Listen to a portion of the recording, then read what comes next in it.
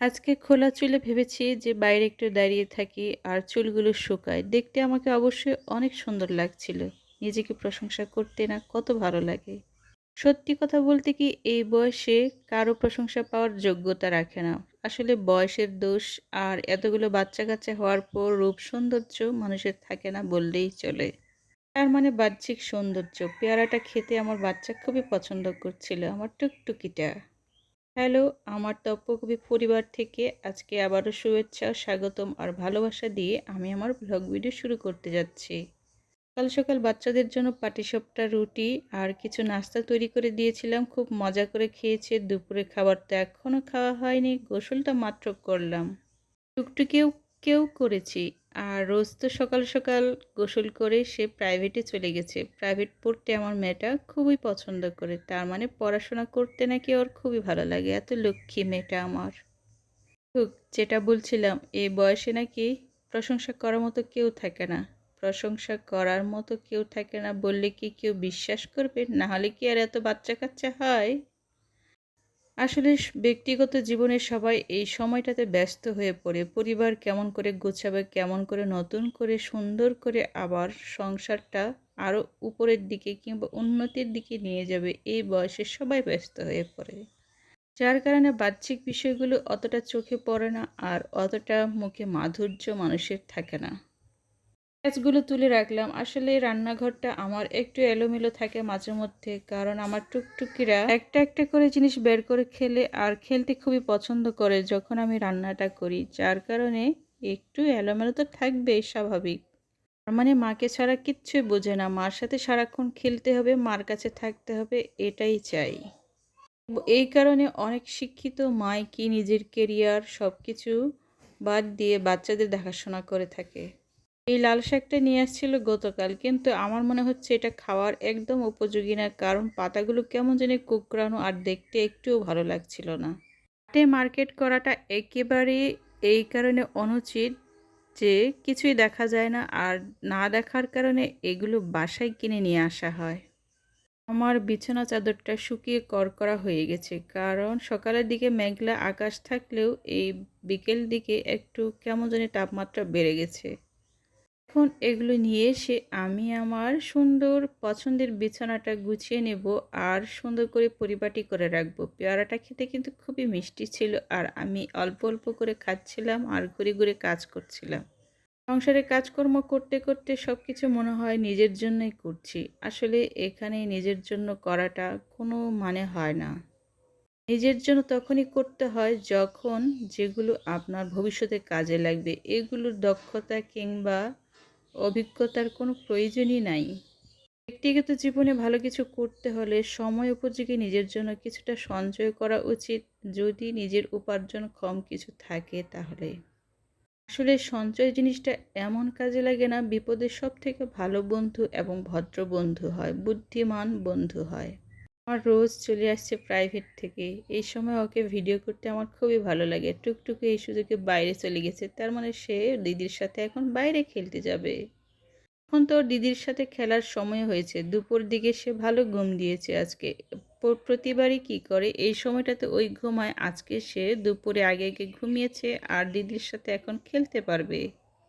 এইভাবে ওরা খুব দুষ্টুমি করে আর একে অপরের সাথে খেলাধুলা করে। দিদি নাচতেছে দেখে ছোটটারও নাচতে হবে। দেখো দিদির কেমন অনুকরণ করে। এই কারণে দিদিকে বলি তুমি সবসময় ওকে ভালো কিছু শেখাবে। আমার থেকে সে সব থেকে তোমাকে বেশি অনুকরণ করবে, কারণ সে সবসময় তোমার সঙ্গ চায় আর তোমার সাথে অনেক বেশি খেলাধুলা করতে চায়। তোমার সাথে খেলাধুলা করে সে অনেক বেশি মজা পায়। প্রকৃতি জীবনের বিছানাগুলো ঠিক এমনই এলোমেলো থাকে। যদিও ক্যামেরায় সবসময় পরিষ্কার পরিচ্ছন্নতা দেখানো হয়, কিন্তু আমার বাস্তব জীবনের কাজকর্ম ঠিক এইভাবেই শুরু হয়। প্রথমে অগোছালো থাকে, তারপর গুছিয়ে নেই ধীরে ধীরে। বলছিল যে মা আমার না খুব খিদে পেয়েছে, তুমি আমাকে কিছু খাবার দাও, আমি অনেক পড়াশোনা করে আসছি, এখন আমাকে তো তোমার কিছু দেওয়া উচিত, তাই না? আমি ওকে বললাম মা সকালেই তো আমি তোমার জন্য পাটিসাপটা পিঠা তৈরি করেছিলাম, সেটা তুমি খেয়ে নিতে পারো, তোমার জন্য আর টুকটুকির জন্য একসাথে রাখা আছে, দেখো গিয়ে। কথাটা শোনা মাত্রই সে চলে যাবে এই ভাব আর আমার সাথে দুষ্টুমি করবে। আসলে মেয়ে বলে কথা যে ছোট থেকেই মার কাছাকাছি থেকে থেকে ভালো কিছু শেখে আর মার কাজে ছোট ছোট কাজে সে সাহায্য করতে শেখে। এটা হচ্ছে ভালো লক্ষণ আমি মনে করি, কারণ মায়ের সংস্পর্শে থাকলে বাচ্চারা ভালো কিছু অবশ্যই শিখবে। খেলাধুলা করার জন্য তার ছোট ছোট বান্ধবীরা ওকে সবসময় ডাকাডাকি করতে আসে আর ওই খেলতে যায় বিকেলবেলা। তো আমি ওকে বললাম, তুমি আগে খাবারটা খেয়ে নাও মা, তারপরে খেলতে যাও, কারণ তোমার খাবার টাইম হয়ে গেছে, বিকালে কিছুটা নাস্তা তো করা উচিত, খেয়ে দিয়ে তারপরে খেলতে যাবে, ঠিক আছে? বিছানার ঝাড়ু সবসময় আমি এক্সট্রা করে রাখি, কারণ বিছানা ঝাড়ু দিয়ে ঝাড়ু দিতে আমার খুবই ভালো লাগে। বিছানাটা একেবারে প্লেন পরিষ্কার থাকে আর কোনো ময়লা ধুলোবালু কিছু লেগে থাকে না। আর বিছানাটা পরিষ্কার করতেও খুব সহজ হয়, সহজ পদ্ধতিতে আমার পরিষ্কার করা হয়ে যায়। এইভাবে আমি আমার কাজগুলো সুন্দরভাবে গুছিয়ে নেওয়ার চেষ্টা করি, তাহলেই তো পরিবারটা একেবারে পরিপাটি লাগে, তাই না? এমনই ছোট ছোট কাজ আমি সংসারের সবগুলো কাজ মন দিয়ে করার চেষ্টা করি সব সময়। তো পরিশ্রম করি, তারপরেও বলতে হয় যে কি কাজ করো, সংসারে কি করি, সারাদিন শুধু বসে থাকা হয়, কত পুরুষের কথা। মহিলারা নাকি কোনো কাজই করে না, সংসারে কর্মধর্ম নাকি কিচ্ছুই করে না, শুধু বসে বসে খায়। এটা হচ্ছে প্রায় প্রত্যেক পুরুষের মুখ থেকে শুনতে পাই। আর আমি তো মনে করি সংসারের সৌন্দর্য এমনি এমনি বৃদ্ধি পায় না। আপনি দুজনই পরিশ্রম করেন দেখেই তো সংসারের সৌন্দর্য বৃদ্ধি পায়, তাই না?